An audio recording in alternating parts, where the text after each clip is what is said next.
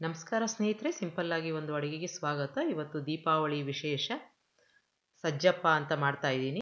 ತುಂಬ ಚೆನ್ನಾಗಿರುತ್ತೆ, ಮಾಡೋದು ಕೂಡ ಅಷ್ಟೇ ಸುಲಭ ಮತ್ತು ಹೊಸ ಥರ ಇರುತ್ತೆ. ನಾರ್ಮಲ್ ಆಗಿ ಏನು ಮಾಡ್ತೀವಿ ಅದರಿಂದ ಹೊರತಾಗಿ ವಿಶೇಷವಾಗಿರುತ್ತೆ.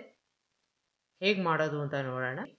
ಒಂದು ತಟ್ಟೆಗೆ 1 ಕಪ್ನಷ್ಟು ಚಿರೋಟಿ ರವೆ, ಅದನ್ನು ನಾನು ಈ ಥರ ಜರಡಿ ಆಡ್ಕೋತಾ ಇದ್ದೀನಿ.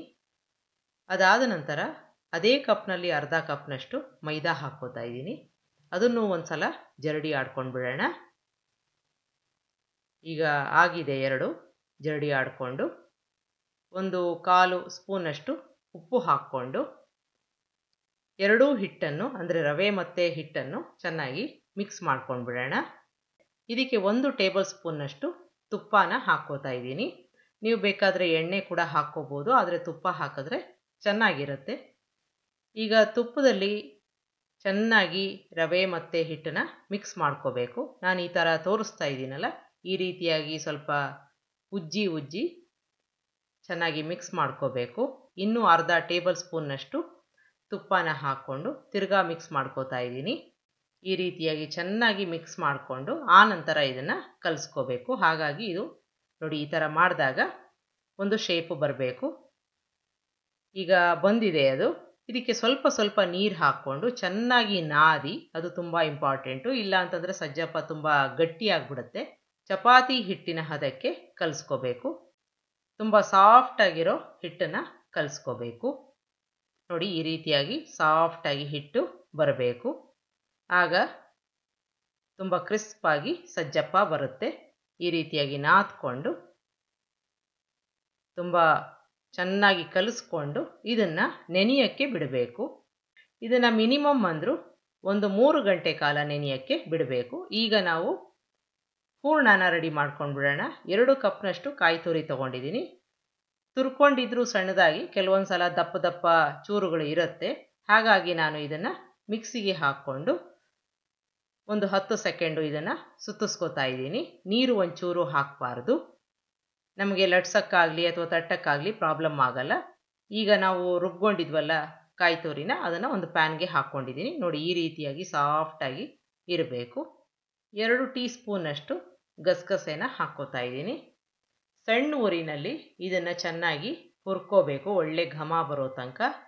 ಈ ರೀತಿಯಾಗಿ ಹುರ್ಕೊಂಡು ಅದನ್ನು ಒಂದು ತಟ್ಟೆಗೆ ಟ್ರಾನ್ಸ್ಫರ್ ಮಾಡ್ಕೋಬೇಕು. ಆನಂತರ ಅದೇ ಪ್ಯಾನ್ಗೆ 3 ಟೀ ಸ್ಪೂನ್ನಷ್ಟು ಚಿರೋಟಿ ರವೆನ ಹಾಕ್ಕೋತಾ ಇದ್ದೀನಿ.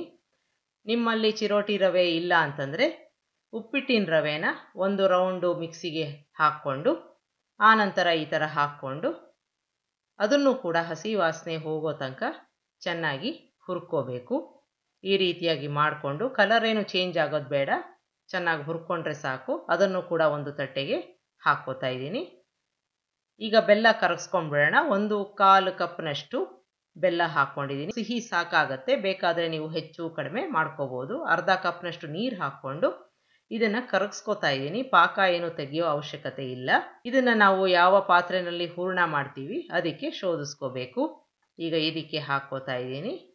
ಈಗ ನಾವು ಮೀಡಿಯಮ್ ಊರಿನಲ್ಲಿ ಇಟ್ಕೊಂಡು ಹೂರಣ ಮಾಡೋಕ್ಕೆ ಶುರು ಮಾಡೋಣ. ಇಲ್ಲಿರೋ ತೇವಾಂಶ ಎಲ್ಲ ಸಂಪೂರ್ಣವಾಗಿ ಹೊಟ್ಟೋಗಬೇಕು. ಈಗ ಆಲ್ಮೋಸ್ಟ್ ಒಂದು 10% ತೇವಾಂಶ ಇದೆ, ಮಿಕ್ಕಿದ್ದೆಲ್ಲ ಹೊಟ್ಟೋಗಿದೆ. ಅದಕ್ಕೆ ಗಸಗಸೆ ಮತ್ತು ರವೆನ ಹಾಕ್ಕೊಂಡು ಏಲಕ್ಕಿ ಪುಡಿನ ಕೂಡ ಹಾಕ್ಕೊಂಡಿದ್ದೀನಿ. ಈಗ ಎಲ್ಲವನ್ನು ಚೆನ್ನಾಗಿ ಮಿಕ್ಸ್ ಮಾಡ್ಕೊಂಡು ಬಿಡೋಣ. ತುಂಬ ಗಟ್ಟಿ ಆಗೋಯ್ತು ಅಂತಂದರೆ 1 ಸ್ಪೂನ್ನಷ್ಟು ನೀರನ್ನು ಹಾಕ್ಕೊಂಡು ನೀವು ಬೇಕಾದರೆ ತಿರ್ಗಾ ಹೂರಣನ ಕೈ ಆಡಿಸ್ಕೋಬೋದು. ಇಲ್ಲ ಸ್ವಲ್ಪ ನೀರಾಗಿದೆ ಅಂತಾದರೆ ಮತ್ತೆ ಸ್ಟವ್ ಮೇಲೆ ಇಟ್ಟು ಒಂದು 10-20 ಸೆಕೆಂಡು ಕೈ ಆಡಿಸ್ಕೊಂಡ್ರೆ ಅದು ಕರೆಕ್ಟಾಗಿರೋ ಹದಕ್ಕೆ ಬರುತ್ತೆ. ಈಗ ನೋಡಿ, ಎಲ್ಲ ಚೆನ್ನಾಗಿ ಮಿಕ್ಸ್ ಮಾಡ್ಕೊಂಡಿದ್ದೀನಿ. ನೋಡಿ, ಈ ರೀತಿಯಾಗಿ ಸಾಫ್ಟಾಗಿ ಇರಬೇಕು, ಆದರೆ ತೇವಾಂಶ ಇರಕೂಡ್ದು. ಆ ಹದಕ್ಕೆ ಬಂದಾಗ ಸ್ವಿಚ್ ಆಫ್ ಮಾಡಿಕೊಂಡು ಸಂಪೂರ್ಣವಾಗಿ ಆರಕ್ಕೆ ಬಿಟ್ಟು ಈ ರೀತಿ ಉಂಡೆಗಳು ಮಾಡ್ಕೋಬೇಕು. ಉಂಡೆ ಕರೆಕ್ಟಾಗಿ ಬರಬೇಕು. ಈ ರೀತಿಯಾಗಿ ನಾನು ಎಲ್ಲ ಡಿವೈಡ್ ಮಾಡಿಕೊಂಡು ಒಂದು ತಟ್ಟೆನಲ್ಲಿ ಇಟ್ಕೋತಾ ಇದ್ದೀನಿ. ಈಗ 3 ಗಂಟೆಗಳಾಗಿದೆ. ನಮ್ಮ ಕಣಕ ಕೂಡ ಚೆನ್ನಾಗಿ ನೆಂದಿದೆ.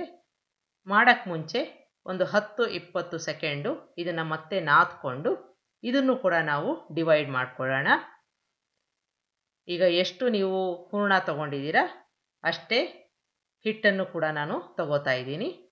ಈಗ ಈ ಲಟ್ಸುವ ಮಣೆ ಇದೆಯಲ್ಲ, ಅದಕ್ಕೆ ಒಂದು ಸ್ವಲ್ಪ ತುಪ್ಪನ ಹಚ್ಕೋತಾ ಇದ್ದೀನಿ. ಹಿಟ್ಟಿನ ಒಂದು ಭಾಗ ತಗೊಂಡು ಒಂದು ಪೂರಿ ಆಕಾರಕ್ಕೆ, ಪೂರಿ ಸೈಜಿನ ಒಂದು ಶೇಪ್ ಕೊಟ್ಕೊಂಡು ಲಟ್ಟಿಸ್ಕೋಬೇಕು. ಈ ರೀತಿಯಾಗಿ ತುಂಬ ಚಿಕ್ಕದು ಅಲ್ಲ, ತುಂಬ ದೊಡ್ಡದು ಅಲ್ಲ. ಇದರ ಮಧ್ಯದಲ್ಲಿ ನಾವು ಈಗಾಗಲೇ ಉಂಡೆ ಮಾಡ್ಕೊಂಡಿರೋ ಹೂರಣನ ಇಟ್ಟು ಎಲ್ಲ ಬದಿಯಿಂದನೂ ಅದನ್ನು ಕ್ಲೋಸ್ ಮಾಡ್ಕೋತಾ ಬರಬೇಕು.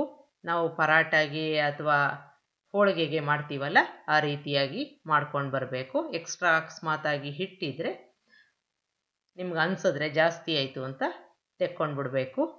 ಈ ರೀತಿಯಾಗಿ ಕೈಯಿಂದ ಚಪ್ಪಟೆ ಆಕಾರ ಮಾಡ್ಕೋಬೇಕು.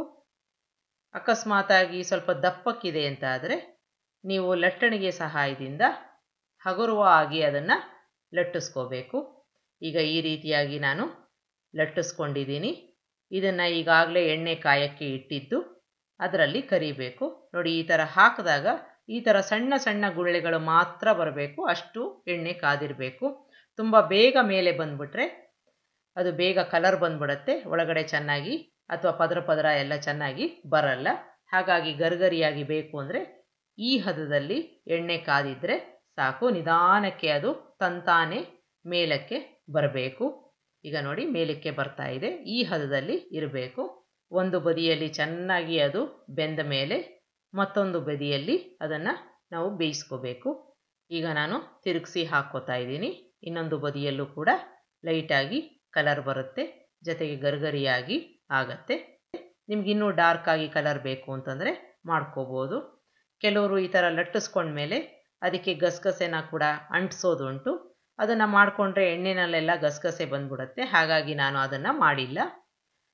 ಈಗ ಪೂರ್ತಿಯಾಗಿ ಗರಿಗರಿಯಾಗಿದೆ ಅಂತ ಆದರೆ ಇದನ್ನು ತೆಕ್ಕೊಂಡ್ಬಿಡ್ಬೋದು. ಈ ಥರ ಮಾಡಿದಾಗ ಗರಿಗರಿಯಾಗಿ ಮತ್ತು ಹೂರಣ ಕೂಡ ಒಳಗಡೆ ಎಲ್ಲ ಕಡೆ ಹರಡಿದೆ. ನಿಮಗೆ ಈ ರೆಸಿಪಿ ಇಷ್ಟ ಆದಲ್ಲಿ ಲೈಕ್ ಮಾಡಿ, ಶೇರ್ ಮಾಡಿ, ಕಮೆಂಟ್ ಮಾಡಿ. ನನ್ನ ಚಾನಲ್ಗೆ ಸಬ್ಸ್ಕ್ರೈಬ್ ಮಾಡಿ. ನಮಸ್ಕಾರ.